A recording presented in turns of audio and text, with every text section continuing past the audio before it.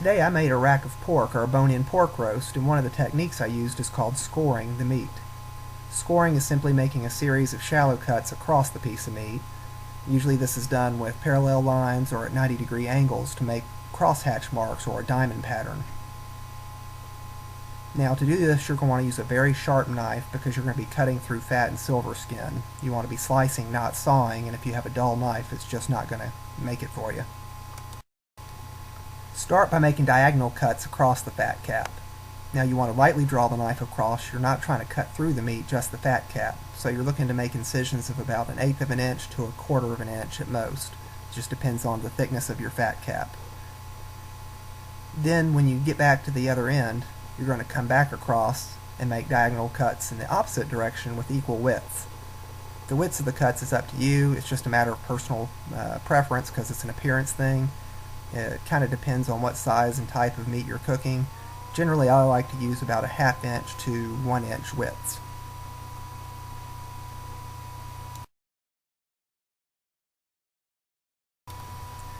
You score meat for a couple of different reasons. First and foremost, it exposes more of the surface area to help your seasonings, whether that be a rub or a marinade, penetrate the meat, especially when you have a fat cap like this.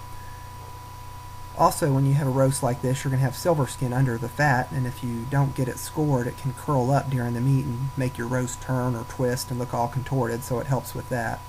And then finally, I think that the scoring makes a nice final appearance when your roast is all done.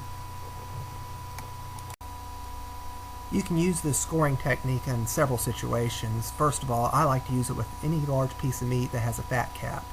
That could be anything like a pork shoulder roast, a prime rib, a ham, especially on a ham where you put clove studs where the cuts cross over. That always looks real fancy when you're finished.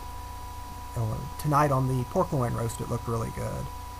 I've done it with spatchcock chicken. If you will put 2 or 3 parallel cuts across the thighs, when the chicken finishes cooking it has a real nice appearance on the thighs.